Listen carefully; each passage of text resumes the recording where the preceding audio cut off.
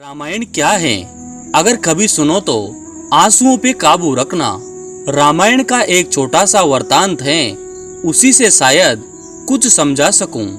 एक रात की बात है, माता कौशल्या जी को सोते समय अपने महल की छत पर किसी के चलने की आहट सुनाई दी। नींद खुल गई। पूछा, कौन है?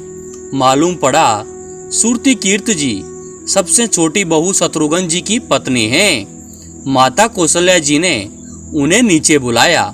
सुरतिकीर्ति जी आई, चरणों में प्रणाम कर खड़ी रह गई।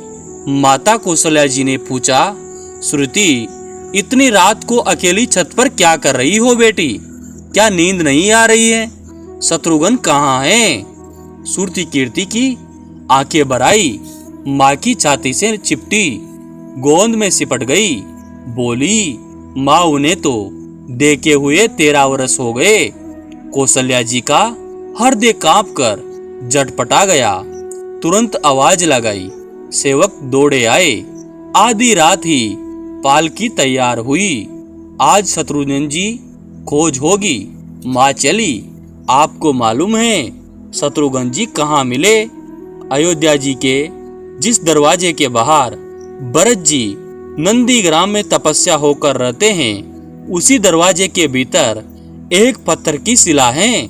उसी शिला पर अपनी बाह का तकिया बनाकर लेटे मिले। माँ सिराहने बैठ गई। बालों में हाथ फिराया तो शत्रु जी ने आंखें खोली। माँ उठे, चरणों में गिरे। माँ, अपनो क्या कष्ट किया? मुझे बुलवा लिया होता।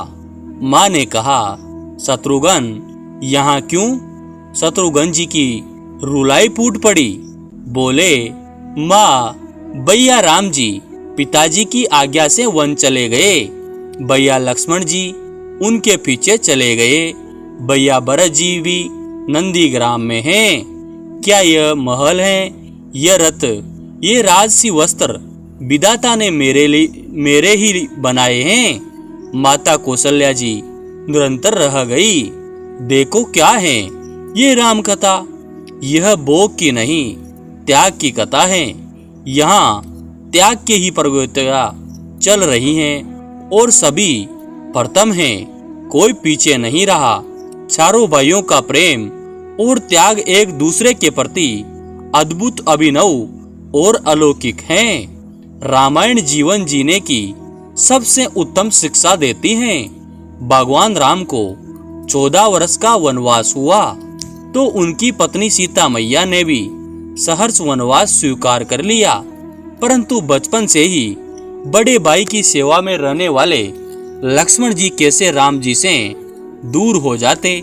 माता सुमित्रा से तो उन्होंने आज्ञा ले ली थी वन जाने की, परंतु जब पत्नी उर्मिला के कक्ष की ओर बढ़ रहे थे तो सोच रहे थे कि माँ ने तो आज्ञा दे दी, परंतु उर्मिला को कैसे समझाऊंगा, क्या बोलूंगा उनसे?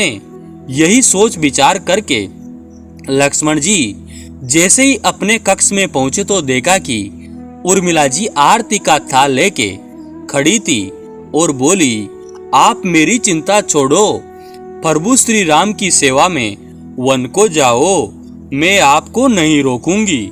मेरे कारण आपकी सेवा में कोई बाधा ना आए, इसलिए साथ जाने की जिद भी नहीं करूंगी।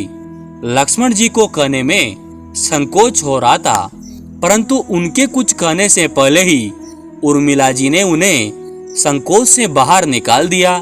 वास्तव में यहाँ पत्नी का धर्म है, पति संकोच में पड़े उससे पहले ही पत्नी उसके मन की बात जानकर उसे संकोच से बाहर कर दे। लक्ष्मण जी चले गए, परंतु 14 वर्ष तक उर्मिला ने एक तपस्विनी की भांति कठोर तप किया। वन में प्रभु श्री राम, माता सीता की सेवा में लक्ष्मण जी कभी सोए नहीं, परंतु उर्मिला ने भी अपने महलों के द्वार कभी बंद नहीं किए और सारी रात जाग जाग कर उस दीपक के लो को बुझाने नहीं दिया। मेघनाद से युद्ध करते हुए जब लक्ष्मण जी को शक्ति लग जाती है और हनुमान जी उनके लिए संजीवनी का पर्वत लेके लौट रहे होते हैं, तो बीच में जब हनुमान जी अयोध्या के ऊपर से गुजर रहे थे तो भरत जी उन्हें राक्षस समझकर बाण मारते हैं और हनुमान जी गिर जाते हैं। तब हनुमान जी सारा वृतांत सुनाते हैं कि सीता जी को रावण हर ले गया, लक्ष्मण जी युद्ध में मूर्छित हो गए हैं। ये सुनते ही कौशल्या जी कहती हैं कि राम को कहना है कि लक्ष्मण के बिना अयोध्या में पैर भी मत रखना, राम वन में ही रहे। माता सुमित्रा कहती हैं कि राम से कहना कि कोई बात नहीं, अभी शत्रुघ्न है, मैं उसे बेच दूंगी। मेरे दोनों पुत्र राम सेवा के लिए ही तो जन्मे हैं। माताओं का प्रेम देखकर हनुमान जी की आंखों से अश्रुधारा बह रही थी, परंतु जब उन्होंने उर्मिला को देखा तो सोचने लगे कि यह क्यों एकदम शांत और प्रसन्न खड़ी हैं? क्या इन्हें अपने पति के प्राणों की कोई चिंता नहीं? हनुमान जी पूछते हैं, देवी आपकी प्रसन्नता का कारण क्या है? आपके पति के प्राण संकट में हैं। सूर्य उदित होते ही सूर्य कुल का दीपक बुझ जाएगा। उर्मिला जी का उत्तर सुनकर तीनों लोगों का कोई भी प्राणी उसकी वंदना किए बिना नहीं रह पाएगा। उर्मिला बोली, मेरा दीपक संकट में नहीं है, वो बुझ ही नहीं सकता। रही सूर्योदय की बात तो आप चाहे तो कुछ दिन अयोध्या में विश्राम कर लीजिए, क्योंकि आपके वहां पहुंचे बिना सूर्य उदित हो ही नहीं सकता। आपने कहा कि प्रभु श्री राम मेरे पति को अपनी गोद में लेकर बैठे हैं। जो योगेश्वर प्रभु श्री राम की गोदी में लेटा हो, काल उसे छू भी नहीं सकता। ये तो वो दोनों लीला कर रहे हैं। मेरे पति जब से वन गए हैं तब से सोए नहीं हैं। उन्होंने न सोने का प्रण लिया था, इसलिए वे थोड़ी देर विश्राम कर रहे हैं, और जब भगवान की गोद मिल गई तो थोड़ा विश्राम ज्यादा हो गया। वे उठ जाएंगे, और शक्ति मेरे पति को लगी ही नहीं, शक्ति तो प्रभु श्री राम को लगी है। मेरे पति की हर श्वास में राम है, हर धड़कन में राम, उनके रोम रोम में राम है, उनके खून की बूंद बूंद में राम है, और जब उनके शरीर और आत्मा में ही सिर्फ राम है तो शक्ति राम जी को ही लगी, दर्द राम जी को ही हो रहा। इसलिए हे हनुमान जी, आप निश्चित होके जाए, सूर्य उदित नहीं होगा। राम राज्य की नींव जनक जी की बेटी आई थी, कभी सोता तो कभी उर्मिला। भगवान राम ने तो केवल राम राज्य का कलश स्थापित किया, परंतु वास्तव में राम राज्य इन सबके प्रेम त्याग समर्पण बलिदान से ही आया। जिस मनुष्य ने प्रेम त्याग समर्पण की भावना हो, उस मनुष्य में राम ही बसता है। कभी समय मिले तो अपने वेद पुराण गीता रामायण को पढ़ने और समझने का प्रयास कीजिएगा। जीवन को एक अलग नजरिए से देखने और जीने का सुअवसर मिलेगा।